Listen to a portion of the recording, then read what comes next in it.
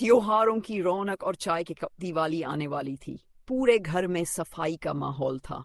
शर्मा जी का परिवार, जिसमें उनकी पत्नी सुनीता, बेटा रोहन और बेटी पलक शामिल थे, पूरे जोश के साथ घर को चमकाने में लगा था। घर की सफाई, युद्ध के मैदान जैसी स्थिति।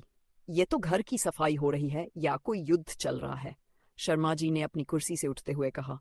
बस 2 दिन और फिर तो घर एकदम चमचमाएगा। सुनीता ने कमर सीधी करते हुए कहा। पलक और रोहन झाड़ू पोछा करने में मदद कर रहे थे, लेकिन बीच बीच में लड़ भी रहे थे। मम्मी, रोहन काम नहीं कर रहा, बस फोन चला रहा है। अरे, मैं तो बस गाना चला रहा सफाई के लिए, रोहन ने बचाव किया। सुनीता ने गहरी सांस ली। तुम दोनों अगर ऐसे ही लड़ते रहे तो सफाई के बजाय घर और गंदा हो जाएगा। मीठी महक और जलता हुआ दूध।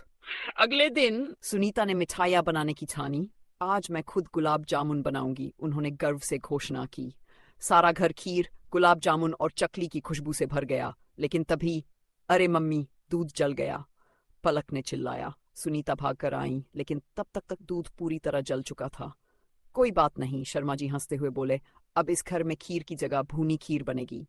सब हंस पड़े और सुनीता ने नए सिरे से खीर बनाने की तैयारी शुरू की। रोशनी की चमक और बिखरे दिए शाम को पलक और रोहन ने मिलकर घर के बाहर दिए सजाए। लेकिन रोहन का ध्यान फोन में था और उसने एक दिया उल्टा रख दिया। अरे, ये तेल कहाँ गिर रहा है? पलक चिल्लाई। ओहो, गलती से हो गया, रोहन ने सिर खुजलाते हुए कहा। गलती से नहीं, लापरवाही से हुआ, पलक ने नाराजगी जताई। शर्मा जी हंसते हुए बोले। गलतियां सभी से होती हैं, लेकिन हमें उनसे सीखना चाहिए। इसलिए इस बार ध्यान दो और दिल लगाकर काम करो। रोहन ने सिर हिलाया और इस बार सावधानी से दिए रखे। पटाखों का धमाल और सीख। रात को सभी छत पर गए पटाखे जलाने। पलक ने फुलझड़ी जलाई, रोहन अनार जलाने लगा, लेकिन जैसे ही उसने फुलझड़ी से अनार जलाया, वह झपटकर पीछे हटा। अरे, यह तो बहुत जोर से फटा, शर्मा जी ने कहा। पटाखे चलाने से पहले हमेशा सुरक्षा का ध्यान रखना चाहिए। अगर ध्यान न दो तो खुशी के बजाय हादसा हो सकता है। सभी ने सहमति में सिर हिलाया और उसके बाद सतर्कता से पटाखे जलाने लगे। चाय के कप और परिवार का महत्व। रात को सबने साथ बैठकर चाय पी। घर साफ था, मिठाइयां बनी थी, दिए जगमगा रहे थे और पटाखों की आवाज दूर से आ रही थी। दिवाली की सबसे बड़ी खुशी क्या होती है? शर्मा जी ने पूछा। नई चीजें खरीदना, मिठाइयां खाना, पलक बोली। सुनीता मुस्कुराई। नहीं, सबसे बड़ी खुशी परिवार के साथ मिलकर काम करने में होती है। जब हम सब साथ होते हैं तो छोटी छोटी परेशानियां भी हंसी में बदल जाती हैं। सभी ने चाय की चुस्की ली और मुस्कुराने लगे।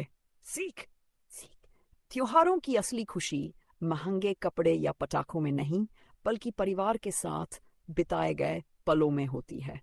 जब हम मिलकर काम करते हैं तो हर मुश्किल आसान लगती है और हर गलती एक सीख बन जाती है। तो अगली बार से घर की सफाई में भाग लोगे या फिर से बहाने बनाओगे? शर्मा जी ने रोहन की तरफ देखते हुए कहा।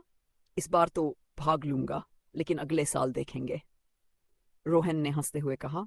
पूरा परिवार ठहाके लगाने लगा और दिवाली की रात हंसी और प्यार से भर गई।